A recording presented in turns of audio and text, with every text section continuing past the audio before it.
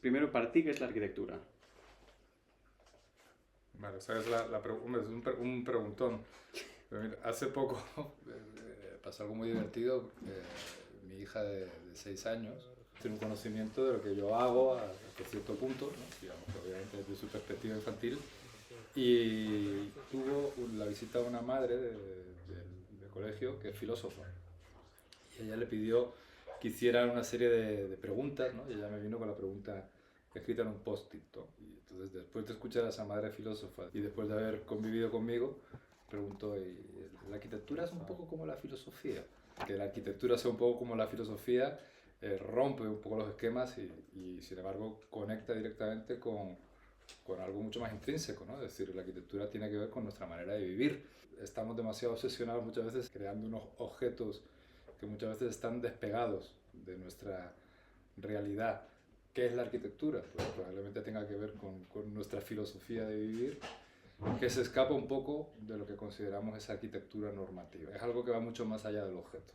He investigado mucho cuáles son las implicaciones de la narración gráfica, del cómic dentro de la arquitectura, pero también he sido un profesional durante muchos años de museografía, ¿no? De crear exposiciones. Y crear exposiciones implica eso, generar el espacio narrativo, ¿no? Es decir, entender muy bien qué es contar una historia dentro de los espacios que habitamos. Un poco desde el cómic hasta la arquitectura museográfica. ¿Cuál dirías que es el hilo conductor que conecta todas esas disciplinas? Es la narración, ¿no? Pero la narración entendida de la manera más amplia posible, ¿no? Por un lado, efectivamente, a veces tienes una historia que contar, todo lo que implican nuestras vidas y las historias asociadas a nuestra vida, ¿no? A nuestro quehacer diario, nuestra historia diaria, nuestra narrativa diaria, nuestra narrativa social. Es una vía para empatizar con el usuario último de la arquitectura. Demasiadas veces vemos la arquitectura despegada de las personas. ¿Qué va a ocurrir con un edificio, con un lugar, en cada hora del día, o dependiendo de quién viva en él, o las mismas narrativas que condicionan? Es decir, que de repente un espacio sea más amplio o más estrecho, o que de pronto tenga más importancia en nuestra sociedad, es narrativa pura y dura, ¿no? Es decir, que no hay pueblo de España que no tenga una iglesia, y eso de por sí es una narrativa, Sí. que explica una sociedad y toda una época, ¿no? Esta narrativa que hablas, que puede ser casi como una herramienta, por así decirlo, ¿qué otras herramientas dirías tú como arquitecto o que aprendiste en la escuela luego eres capaz de aplicar o te han servido para trabajar en estas otras disciplinas? El dibujo como gran herramienta mágica, que es la herramienta que te permite materializar tu pensamiento.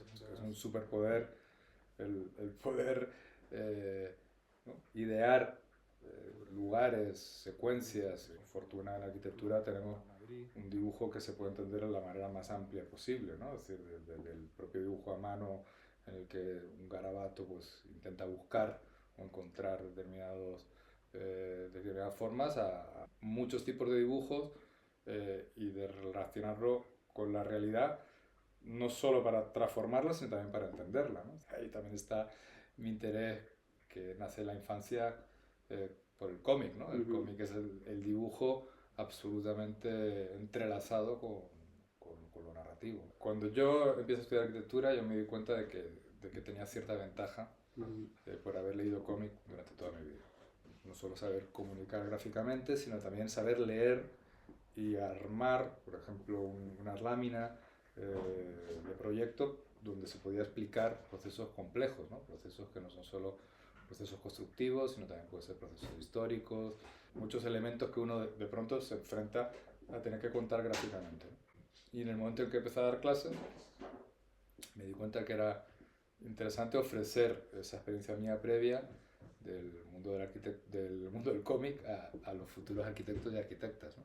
Y entonces lo empecé a incorporar en mis clases, que al final esa división entre el dibujo manual y el dibujo digital está cada vez más borrada, y por eso a mí me gusta hablar de dibujo aumentado, en el sentido de que está cada vez más borrada esa diferencia entre la mano, que yo creo que sigue siendo absolutamente necesaria, pero luego la capacidad, ¿no? De poder aumentar esa mano con todas las capacidades del dibujo digital, que implica el borrado, la edición, el rescalado, el lienzo infinito, el zoom infinito. Es decir, son todo oportunidades dentro de lo gráfico que se integran perfectamente en lo manual. Hay dibujantes que empiezan en papel, saltan al digital, vuelven al papel, y en ese sentido, si lo extrapolamos a la arquitectura, pues podemos, ¿no?, entrar en bucles en los cuales podemos crear arquitecturas y dibujarlas entrando, saliendo del papel, del ordenador. Y en clase es verdad que hay limitaciones a nivel técnico muchas veces, pero bueno, siempre intentando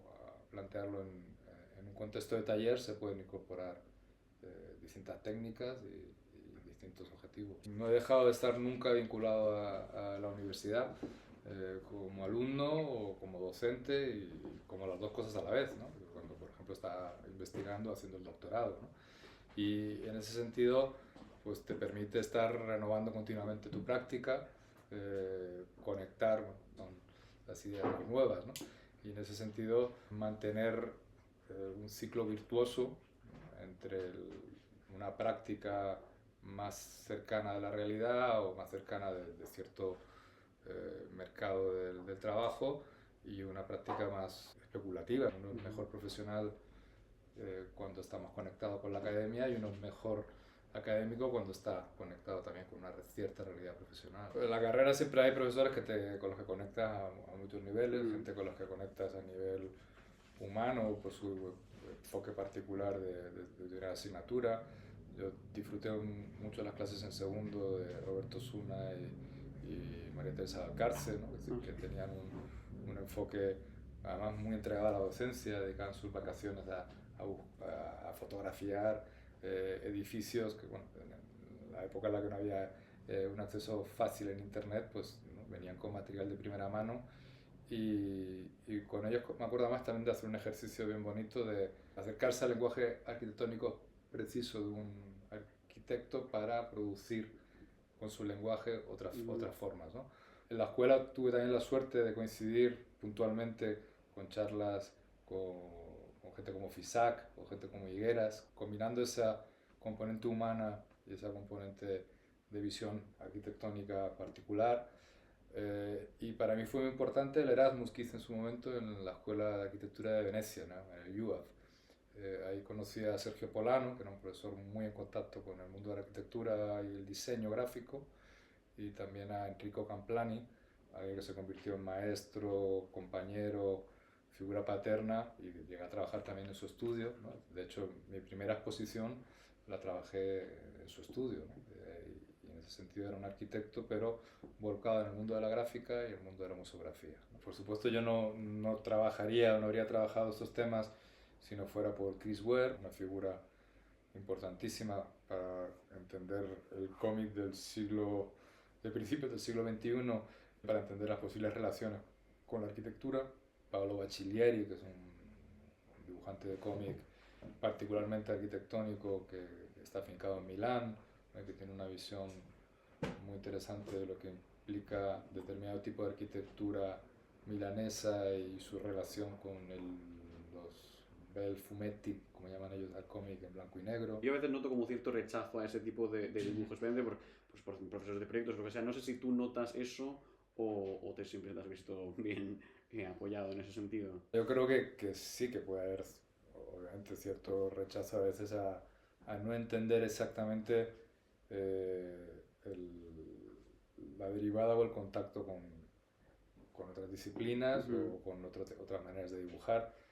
El hecho de enlazar cómic y arquitectura muchas veces te posibilita, por un lado, conectar con esas narrativas implícitas en el proyecto, ¿no? Es decir, es muy importante, por ejemplo, esa relación con la figura humana, ¿no?, que tantas veces despejamos, borramos o eliminamos de la ecuación arquitectónica. Sin embargo, el conectar con las narrativas o las personas que habitan esa arquitectura, más centrada en la persona y no en la cosa, y yo creo que en ese sentido el dibujo de cómic aporta una visión más amplia, más humana, más empática de la arquitectura. El mismo Le Corbusier era muy comiquero. Probablemente a día de hoy, pues eso, hacer un vídeo funciona mucho mejor a nivel de marketing. El cine, ¿no?, siempre ha tenido mucha mejor prensa que el cómic. Es el cine del pobre, siempre se ha dicho, ¿no? Pero en realidad, en su esencia, en sus elementos básicos del lenguaje, está a medio paso de la arquitectura. Norman Foster es uno de ellos, que además está documentado, que él leía cómic, que luego influenció la forma de su futura arquitectura, pero obviamente en casos puntuales también la manera de contar esa arquitectura, ¿no?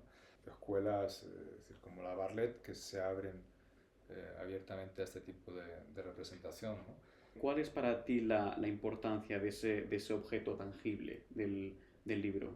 La arquitectura siempre ha dejado en libros, ¿no? O sea, de hecho, ¿no? Toda la arquitectura palladiana, ¿no? Ese neoclasicismo que llegó al otro lado del Atlántico, viajó en libros. Los grandes influencers de las redes se reafirman a día de hoy a través de libros. Y en ese sentido, el libro tiene como otra vía de comunicación mucho más, con un ritmo más pausado. También tiene una arquitectura en sí mismo, ¿no? Una manera de organizar los contenidos bueno, que a mí también siempre me ha atraído mucho. De hecho, una de mis grandes disfrutes como arquitecto de museografía es cuando me ha tocado ocuparme también de los catálogos, ¿no? Muchos de mis proyectos, a partir de ahora yo ya los concibo como libros que también tendrán su ocupación del espacio a través de una exposición, ¿no? Pero en el momento que desaparece la exposición, el libro permanece para siempre. El libro es una prueba de existencia de muchas ideas, muchos sitios online de hace 10 años que ya no existen, hilos de internet que desaparecieron, o contenidos que sí que fluyen mucho y tienen mucho contenido y mucho conexión en un momento determinado, pero que si no se condensan luego en un libro, desaparecen para siempre. Por ejemplo, a día de hoy está siendo muy bonito reconectar o ver el redescubrimiento que se está haciendo de todo el trabajo de Otto Neurath y el Isotype, ¿no? Que fue una experiencia que se hizo en torno a un museo en la Viena Roja, en torno a los años 20, los años 30.